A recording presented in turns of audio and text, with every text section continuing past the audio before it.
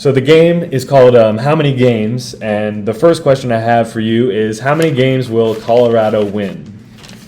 Looking at their schedule, they're predicted to be like 11th or 12th or so in the Big 12 in that, and they were 4-8 last year. I would see a little improvement going to 5-7 this year. Again, it's a strong league, but it's tough, and they possibly could squeeze if they can get one more win. Then they could get one of those bowls at the bottom there. Hopefully, squeeze a bowl for Colorado. But again, Dion maybe pull 5-7 is what I'm saying. I think 5-7 as well. I think at most I can see them winning 7, maybe 8 games, but I just don't think it'll be Colorado wins the Big 12 and goes 10-2 just yet. I think they're still in the rebuilding stage. Colorado was nothing a couple years ago until Coach Prime got there.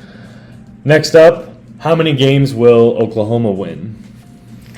Oh, wow. And, of course, the SEC is really loaded in that, and but they are only 16-10 the last few seasons, surprisingly. It's really tough. I'll go with 8-4 on Oklahoma.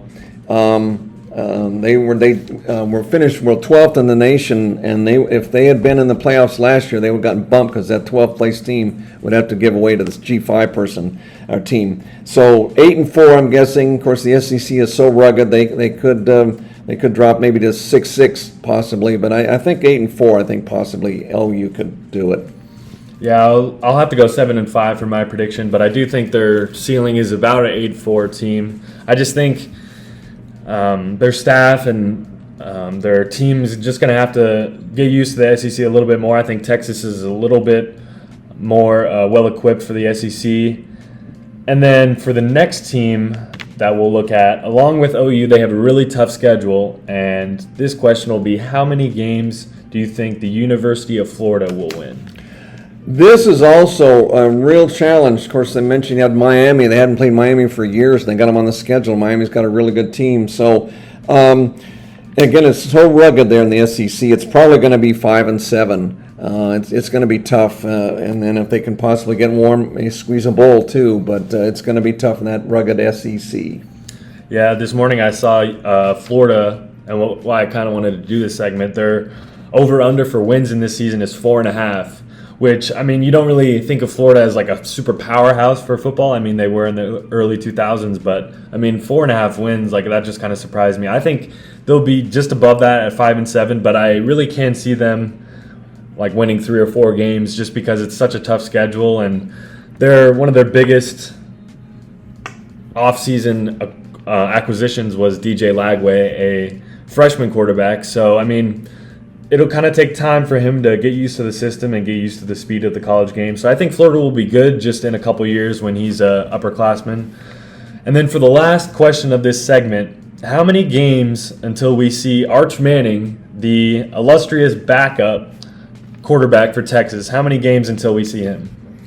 They're playing, I believe it's Colorado State the first game, right, in that. And he'll play in the first game to do that, because if they get a substantial lead, they can put him right in.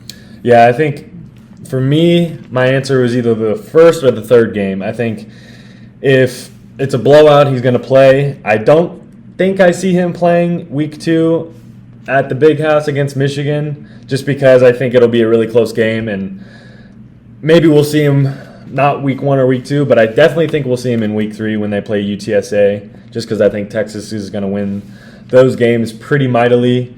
I guess the last game, while we're mentioning it, who do you think is going to win that game week 2 with Texas going to the Big House at Michigan?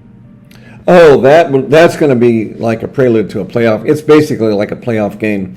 And I'm going to go with Michigan. Of course, in the Big House, it's really tough for a road team to come in there, even in September. So, but it'll be close. So Texas did beat Alabama. Didn't they beat them on the road last year in Tuscaloosa? Yeah, because Alabama they were struggling a little bit at the beginning of the year. Yeah. So I would go Michigan, but it'll be a close game, again, because of home field. But, of course, Texas is loaded. So it's probably going to be a prelude to a preview to a playoff game. They could play in the playoffs. So very, very good question, but I'll go Michigan in a close one.